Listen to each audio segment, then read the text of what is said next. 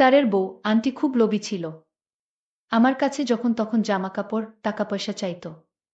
আন্টির একটা মেয়ে আছে, দেখতে খুব সুন্দরী। আন্টি একদিন আমার কাছে ৫,০০০ টাকা চাইল আর বলল, আমি তোমাকে এমন কিছু দিব যা কেউ দিতে পারবে না।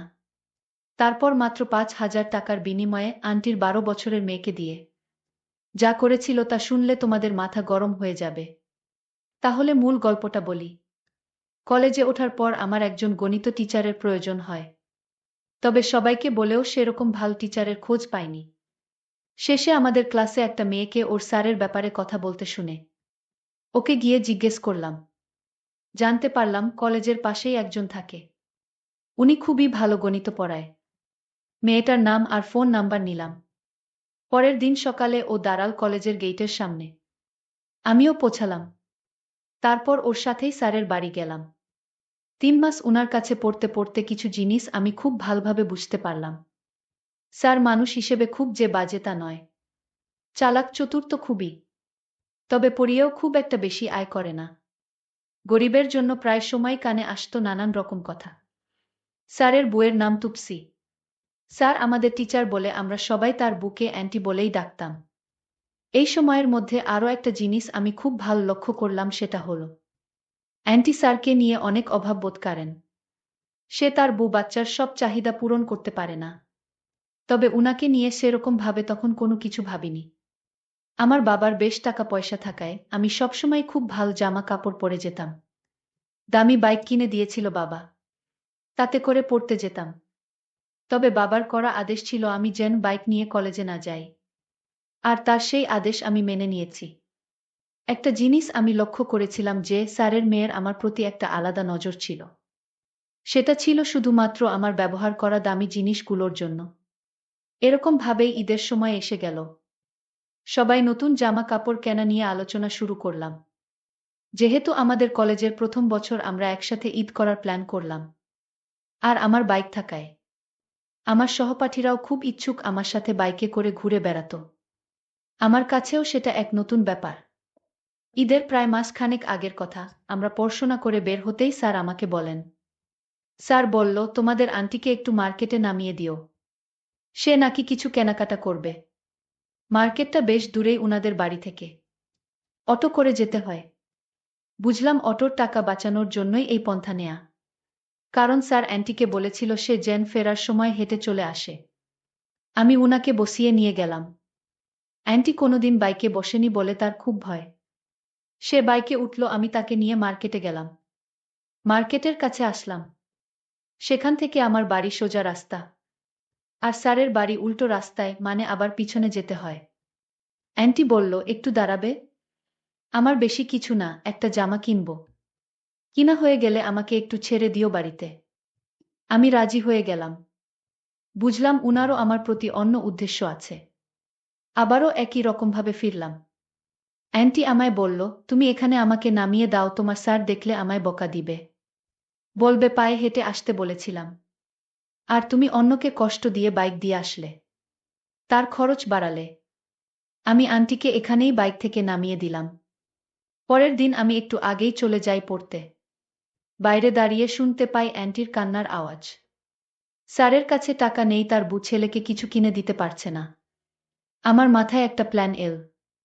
সেদিন বাড়িতে ফিরে মাকে বললাম, আমার তো অনেক নতুন জামা আছে যেগুলোর ভাঁজও ভাঙ্গিনি, সেগুলো আমি গরিবদের দেব। মা তো শুনেই লাফিয়ে উঠল ছেলের মুখে এই কথা শুনে। আমি বেছে বেছে আমার ৪-৫টা না পরা দামি শার্ট আর টি শার্ট নিলাম। ক্লাস শেষ করে সবাই চলে গেলেও আমি বাইরে বাজারের কাছে অপেক্ষা করতে লাগলাম। কারণ অ্যান্টি রোজ বাজার করতে আসতো। অ্যান্টি আসতেই আমি ব্যাগ থেকে বার করে জামাগুলো দিতে গেলাম। অ্যান্টি কিছুতেই নেবে না। অ্যান্টি বলল, আমি এসব কিছুতেই নিতে পারবো না। দেখো, তোমার স্যার জানতে পারলে খুব রাগারাগি করবে। এই শাড়ি জামাকাপড় আমি নিতে পারবো না।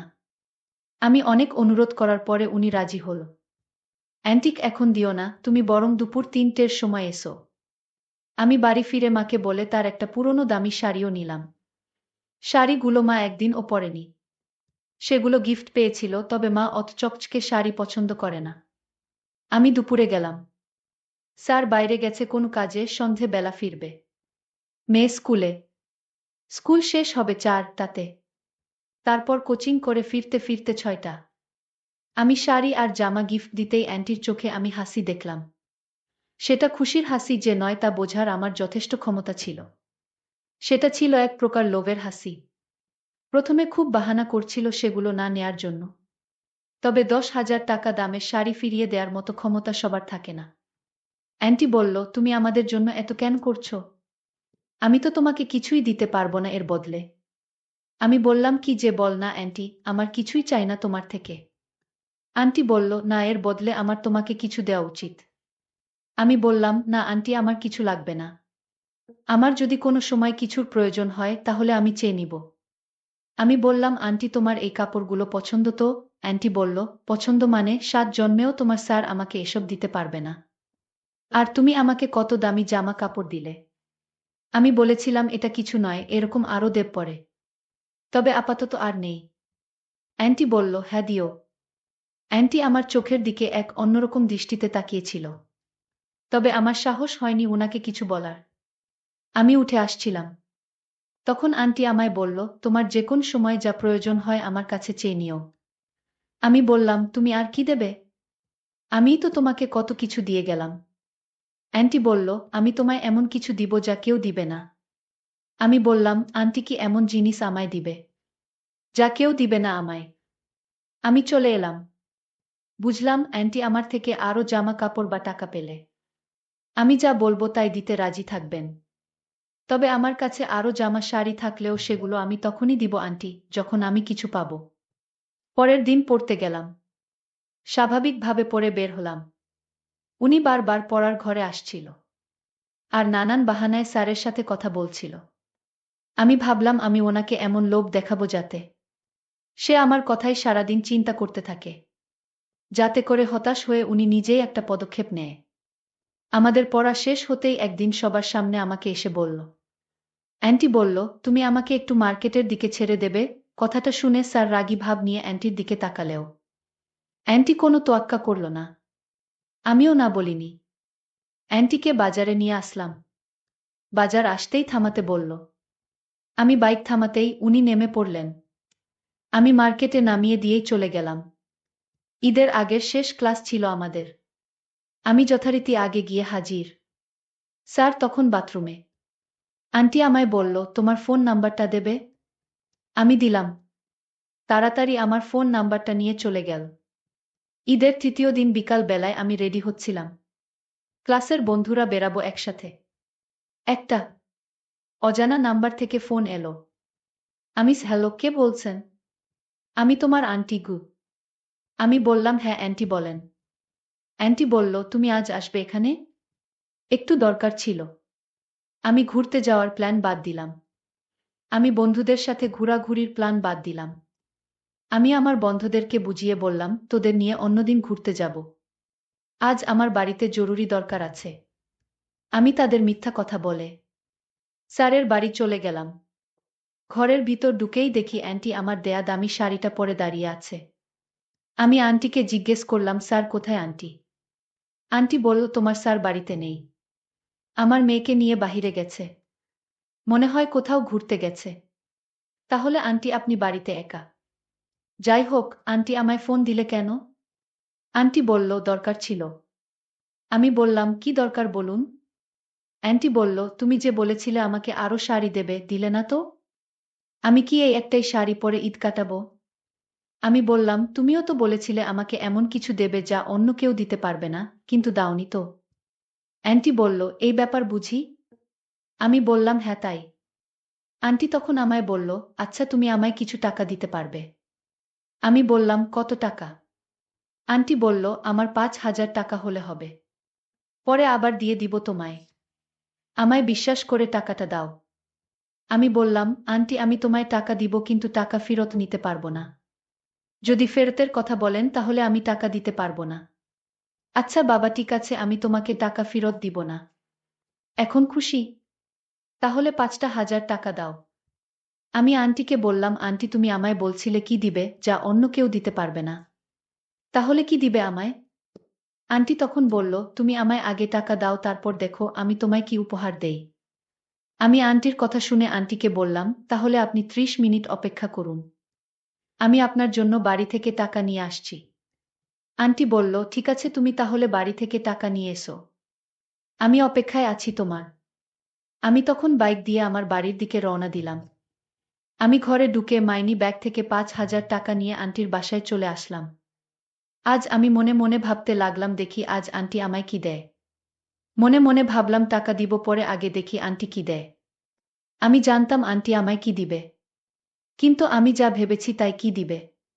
যাই হোক, আমি আন্টিকে বললাম, আন্টি আমি টাকা নিয়ে আসলাম। এখন তুমি আমায় কি দিবে দাও। তুমি তো বললে আমি যা দিব তা কেউ দিতে পারবে না। তাহলে কি এমন জিনিস আন্টি বলুন। আন্টি তখন বলল, আমি যা দিতে চাই সেটা দিনের বেলা হয় না। আমি বললাম, কি এমন জিনিস দিবে তাও দিনে দেওয়া যাবে না। আমি আন্টিকে বললাম, আন্টি দিনে দেওয়া যাবে না। আন্টি বলল, না, দিনে দেওয়ার নিয়ম নেই। আমি আন্টির মুখে এমন কথা শুনে অবাক হলাম। আমি তো চিন্তায় পড়ে গেলাম। দিনের বেলায় হবে না। আচ্ছা ঠিক আছে আন্টি, আপনি টাকাটা রাখুন। আপনার যখন সুবিধা হয় আপনি দিয়েন। আমি কিন্তু টাকার কথা বলছি না। আপনি আমায় কি জানি দিবেন রাতের বেলায়। আমি সেইটা নিতে চাই। তারপর আন্টি বলল, এখন তুমি বাড়ি যাও, সন্ধ্যায় আবার এসো। আজ আমাদের বাড়িতে তোমার থাকতে হবে। তাহলে আমি দিতে পারব। আমি বললাম, কোন সমস্যা নাই আন্টি। আমি সন্ধ্যায় আসছি তোমাদের বাড়িতে। আমি যখন আন্টির বাড়ি থেকে বের হলাম, আন্টি তখন আমায় বলল, দাঁড়াও, আসার সময় বাজার থেকে বা ফার্মেসি থেকে ১ প্যাকেট ফুটকা নিয়ে এসো। আমি আন্টির কথা শুনে অবাক হয়ে গেলাম। আমি আন্টিকে বললাম, আন্টি ফুটকা দিয়ে কি হবে। আরে বোকা, তোমায় যা বলছি তা নিয়ে এসো। আমি বুঝেও না বুঝার ভান করলাম আন্টির সামনে। আমি তো আর এখন ছোট নয় যে বুঝি না। আমি সবই বুঝি।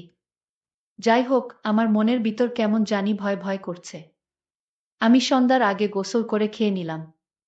তারপর শরীরের পারফিউম দিলাম। তারপর ফুটকাটা নিয়ে আন্টির বাসায় চলে গেলাম।